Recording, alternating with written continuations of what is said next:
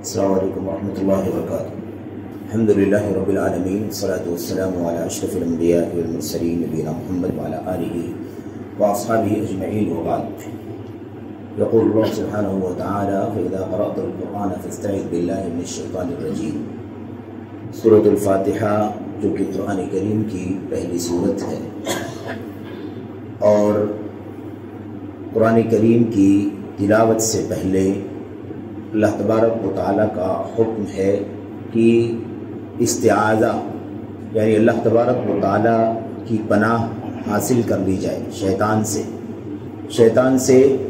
بچنے کے لیے اللہ تبارک و تعالیٰ سے تعوذ کر لیا جائے، استعاذہ کر لیا جائے۔ اور اس سلسلے میں اللہ کے نبی صلی اللہ علیہ وسلم کی کئی ایک احادیث بھی موجود ہیں، اور جب قرآن کریم کی تلاوت ہوتی ہے اور اسے پڑھا جاتا ہے تو اعوذ باللہ من الشیطان الرجیم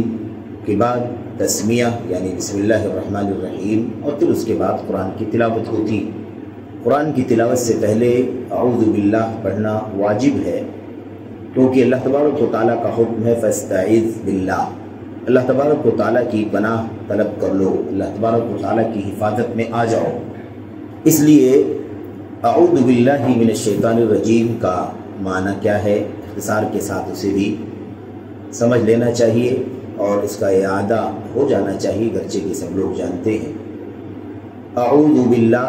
اعوذ کے معنی ہوتے ہیں دراصل اللہ تبارک و تعالیٰ کی پناہ طلب کرنا، پناہ میں آنا، التجا اللہ تبارک و تعالیٰ سے وابستگی، کسی بھی مخلوق کے شر سے یا کسی بھی شر والے کے شر سے بچنے کے لیے اللہ تبارک و تعالیٰ کی حفاظت طلب کرنا۔ تو جب بندہ کہتا ہے اعوذ باللہ تو اس کا مطلب یہ ہوتا ہے کہ وہ یہ کہہ رہا ہے کہ میں اللہ تبارک و تعالیٰ کی حفاظت میں آتا ہوں، اللہ تبارک و تعالیٰ کی حفاظت چاہتا ہوں، مجھے اللہ تبارک و تعالیٰ اپنی پناہ میں لے لے، اپنی حفاظت میں لے لے اس شیطان سے جو رجیم ہے۔ تو اصل میں یہ جو تعوذ ہے اس میں اللہ تبارک و تعالیٰ کی قدرت کا، اللہ تبارک و تعالیٰ کی عظمت کا ایک طرف تو اعتراف ہے، کیونکہ اللہ تبارک و تعالیٰ قدرت مند ہے، اس لیے بندہ اللہ تعالیٰ کی پناہ مانگتا ہے، اور ساتھ ہی ساتھ اپنی کمزوری، اپنی عاجزی کا بھی اعتراف ہے کہ شیطان جو دشمن ہے ہمارا، ازلی دشمن ہے، ابدی دشمن ہے، اس کا مقابلہ کرنا ہمارے اپنے بس کا نہیں ہے۔ اللہ تبارک و تعالیٰ کی مدد چاہیے، اللہ تبارک و تعالیٰ کی پناہ چاہیے اس کے شر سے بچنے کے لیے۔ تو دراصل تعوذ اللہ تبارک و تعالیٰ کے سامنے اپنی عاجزی کا، اپنے افتقار کا، اپنی بندگی کا بھی اظہار ہے، اور ساتھ ہی ساتھ اللہ تبارک و تعالیٰ کی عظمت کا، اس کی قدرت کا بھی اعتراف ہے، اور یہ بہت ہی زیادہ اہم ہے۔ اسی لیے سینکڑوں دعائیں ہمیں اللہ کے کلام کی آیات میں اور نبی کریم صلی اللہ علیہ وسلم کی حدیث میں سکھائی گئی ہیں، جن میں استعاذہ پایا جاتا ہے، یعنی بندہ اللہ تبارک و تعالیٰ کی پناہ طلب کرتا ہے، اللہ تبارک و تعالیٰ کی وابستگی چاہتا ہے تاکہ شیطان کے شر سے یا من شر ما خلق، اللہ تبارک و تعالیٰ کی مخلوقات کے شر سے اپنے آپ کو محفوظ کر لے۔ تو یہ اصل میں شیطان جو ہے اس سے ہم پناہ مانگتے ہیں، اس سے ہم بچنے کے لیے اللہ تبارک و تعالیٰ کی پناہ طلب کرتے ہیں، اللہ تعالیٰ کی حفاظت چاہتے ہیں۔ شیطان یہ دراصل شیطانہ سے بنا ہوا لفظ ہے، شیطان فعال کے وزن پر، جس کے معنی ہوتے ہیں دور نکل جانے والا، اور یہی بات زیادہ درست ہے عربی زبان کے مطابق کہ شیطان کا لفظ یہ دراصل شیطانہ ہے، شیطانہ اس سے نکلا ہوا لفظ ہے، اور اس کے معنی ہوتے ہیں اللہ تبارک و تعالیٰ کی اطاعت سے باہر نکل جانا، اللہ تبارک و تعالیٰ کی نافرمانی کرنا، اللہ تبارک و تعالیٰ کے حکموں سے، اس کے فرامین سے اپنے آپ کو دور کر لینا، یا ایسے ہی انسانوں کی جو طبیعت ہے، بشریت کی جو طبیعت ہے، اس سے بھی دور ہے چونکہ شیطان کی طبیعت، اس لیے بھی شیطان کو شیطان کہا جاتا ہے۔ اور شیطان دراصل جب دور ہو جانے والے کو کہتے ہیں، اعراض کرنے والے کو کہتے ہیں، تمرد اور سرکشی کرنے والے کو شیطان کہتے ہیں، اس لیے شیطان انسانوں میں بھی ہو سکتا ہے، شیطان جیسے جنوں کا شیطان ہے ایسے انسانوں کا بھی شیطان ہے، حتیٰ کہ ایسے ہی حیوانات کا بھی شیطان ہے، کیونکہ شیطان کل متمرد یعنی ہر سرکشی کرنے والے کو شیطان کہا جاتا ہے۔ اور اسی لیے علماء عرب کہتے ہیں کہ تشیطانہ اسے کہا جاتا تھا جو شیطانوں والا کام کرے، باتوں کو نہ مانے، حد سے تجاوز کرے، اکڑے، سرکشی کرے، اعراض کرے اور حکم عدولی کرے، حکم سے باہر نکل جائے، ایسے کسی کو بھی شیطان کہا جاتا تھا۔ اب خواہ وہ جنوں میں سے ہو یا مثال کے طور پر وہ انسانوں میں سے ہو، حتیٰ کہ وہ حیوانوں میں سے ہو، تب بھی اسے شیطان کہتے ہیں۔ اللہ تبارک و تعالیٰ قرآن کریم کے اندر فرماتا ہے وَكَذَلِكَ جَعَلْنَا لِكُلِّ نَبِيٍّ عَدُوًّا شَيَاطِينَ الْإِنسِ وَالْجِنِّ يُوحِي بَعْضُهُمْ إِلَى بَعْضٍ زُخْرُفَ الْقَوْلِ غُرُورًا۔ تو اللہ تبارک و تعالیٰ فرماتا ہے کہ ہم نے تمام نبیوں کے لیے دشمن بنا رکھے ہیں، وہ دشمن شیاطین ہیں، انسانوں میں سے بھی اور شیاطین ہیں جنوں میں سے بھی۔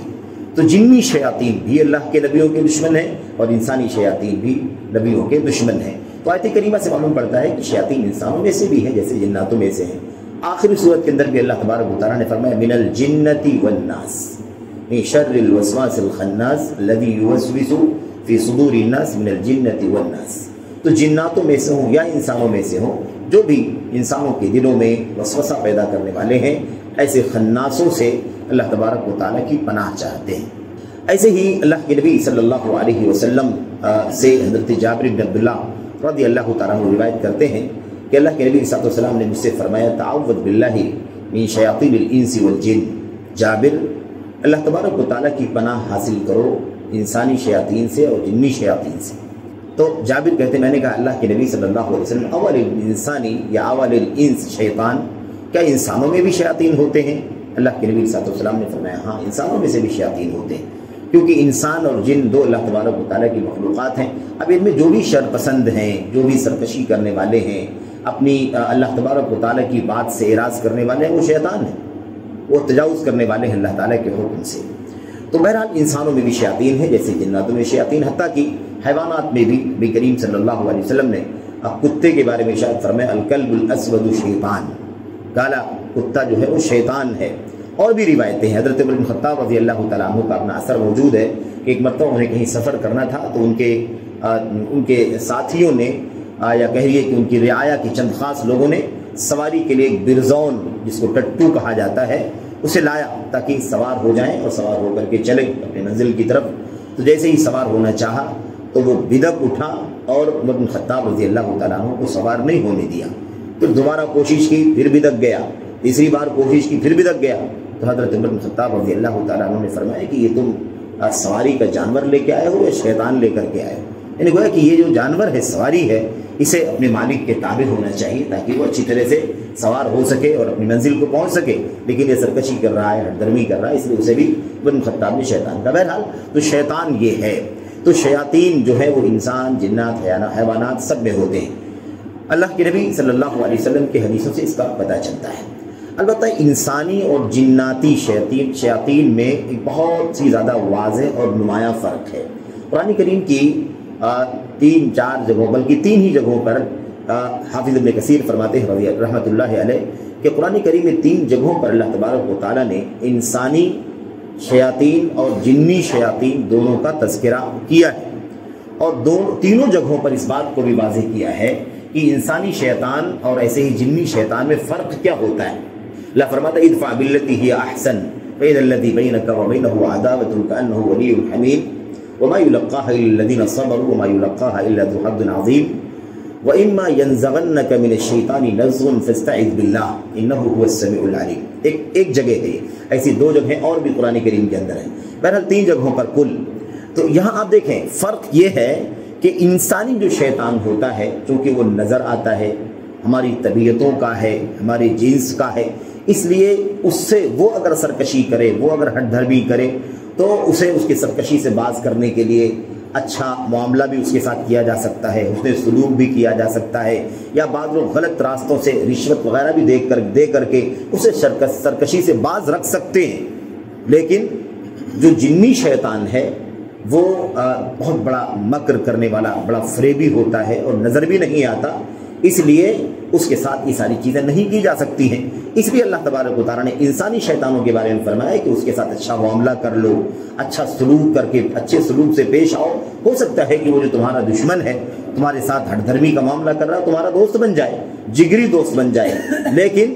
یاد رکھو کہ اس کے لیے بہت صبر کی ضرورت ہے۔ لیکن صبر و تحمل کر کے، برداشت کر کے تم یہ کام کر سکتے ہو انسانی شیطان کے ساتھ، اور وہ تمہارا گرویدہ بھی ہو سکتا ہے، تمہارا مددگار بھی ہو سکتا ہے، تمہارا دوست بھی بن سکتا ہے۔ لیکن اس کے بالمقابل اگر شیطان جنی شیطان اگر ہوگا تو جنی شیطان سے تم یہ سارے معاملات نہیں کر سکتے، اسے تم دوست بنانا اگر چاہو تو تمہارا دوست نہیں بن سکتا، اچھا معاملہ کر کے بھی دوست نہیں بن سکتا،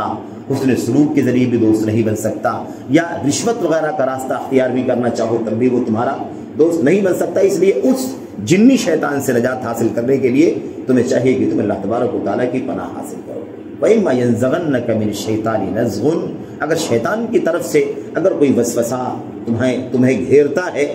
یا تمہیں کوئی ورغلاتا ہے تو تمہیں چاہیے کہ تم فَاسْتَعِذْ بِاللَّهِ مِنَ الشَّيْطَانِ فَاسْتَعِذْ بِاللَّهِ، تو اللہ تبارک و تعالیٰ کی پناہ طلب کرو، کیونکہ اللہ تبارک و تعالیٰ خوب سننے والا ہے، خوب جاننے والا ہے۔ تو یہ انسانی اور جنی شیطان میں فرق ہے، لیکن ہم جب پناہ مانگتے ہیں اللہ تبارک و تعالیٰ کی تو اللہ تبارک و تعالیٰ کی قدرت کا حوالہ دے دیتے ہیں، اللہ تعالیٰ کی عظمتوں کا حوالہ دے دیتے ہیں، اور اس کے ذریعے سے اللہ تبارک و تعالیٰ ہماری مدد فرماتا ہے اور اس کی شر سے ہمیں بچا لیتا ہے۔ ایسی الرجیم جو اخیر میں آیا ہوا ہے، الشیطان الرجیم، رجیم دراصل مفعولی معنی میں ہے، مرجوم کے معنی میں، یعنی دھتکارا ہوا، پھٹکارا ہوا، ہر خیر سے، ہر بھلائی سے، ہر نیکی سے بھگایا ہوا۔ میرے بھائیو، اللہ تبارک و تعالیٰ نے قرآن کریم میں فرمایا رجوم للشیاطین، شیاطین کو مار بھگانے کا آلہ۔ تو رجیم جو ہے یہ مرجوم کے معنی میں ہے، یعنی دھتکارا ہوا شیطان، پھٹکارا ہوا شیطان، نیکی سے، خیر سے دور کیا ہوا جو شیطان ہے، اس شیطان سے میں اللہ تبارک و تعالیٰ کی پناہ چاہتا ہوں۔ یہ اللہ کے نبی صلی اللہ علیہ وسلم کی سنت بھی رہی ہے کہ آپ قرآن کریم کی تلاوت سے پہلے آپ جو ہے آپ تعوذ کیا کرتے تھے۔ ایسے ہی نماز کے اندر بھی نبی کریم صلی اللہ علیہ وسلم کا طریقہ یہ تھا کہ آپ جس کو ہم لوگ دعائے ثنا کہتے ہیں، جس کو دعائے استفتاح کہا جاتا ہے، اسے پڑھنے کے بعد آپ اعوذ باللہ کرنے کے بعد ہی سورۃ الفاتحہ کی تلاوت کیا کرتے تھے۔ اعوذ باللہ بسم اللہ کے بعد سورۃ الفاتحہ کی تلاوت کیا کرتے تھے۔ تو یہ نماز کے اندر بھی واجب ہے، اور ایسے ہی نماز سے باہر قرآن کریم کی تلاوت میں بھی واجب ہے۔ البتہ اگر آدمی جزوی طور پر کبھی کسی پس منظر میں، کسی گفتگو کے ضمن میں اگر کسی آیت کریمہ کی تلاوت کر رہا ہے، استدلال کرنے کے لیے کوئی آیت پیش کر رہا ہے، تو اس کے پڑھنے کے وقت اعوذ باللہ پڑھنے کی ضرورت نہیں ہے، بسم اللہ پڑھنے کی بھی ضرورت نہیں ہے، کیونکہ یہ بالمعنی صحیح معنوں میں یہ تلاوت کے اس معنی پر نہیں فٹ ہوتا جو تلاوت کا معنی حقیقت میں ہے۔ یعنی باقاعدہ قرآن کریم کو کہیں سے شروع کیا جائے، کہیں تک پڑھا جائے، اس معنی میں نہیں ہے، بلکہ یہ دوران گفتگو استدلال کرنے کے لیے کوئی آیت پڑھی جاتی ہے، تو اس کے لیے تعوذ تسمیہ کی ضرورت نہیں ہوتی ہے۔ بہرحال اللہ سے دعا ہے کہ اللہ تبارک و تعالیٰ ہمیں اور آپ کو قرآن کریم کی تلاوت سے پہلے، چونکہ ہم تعوذ کرتے ہیں، اس لیے اس کا معنی بھی اور اس کی حقیقت بھی سمجھنا ضروری ہے، اور اللہ تبارک و تعالیٰ کے سامنے اپنی عاجزی، اپنی درمادگی، اپنی کمزوری اور اپنی بے بسی کا اظہار کرنا، اور اللہ تبارک و تعالیٰ کی قدرت کا اعتراف کرنا بھی ضروری ہے، تاکہ اللہ تبارک و تعالیٰ ہر طرح سے، ہر موقع پر، ہر جگہ ہماری مدد فرمائے۔ اللہ سے دعا ہے کہ اللہ تعالیٰ ہم سب کو خیر کی توفیق عطا فرمائے، آمین رب العالمین۔ صلی اللہ علیہ وسلم وبارک علی نبینا محمد وعلی آلہ وصحبہ اجمعین۔ السلام علیکم ورحمۃ اللہ۔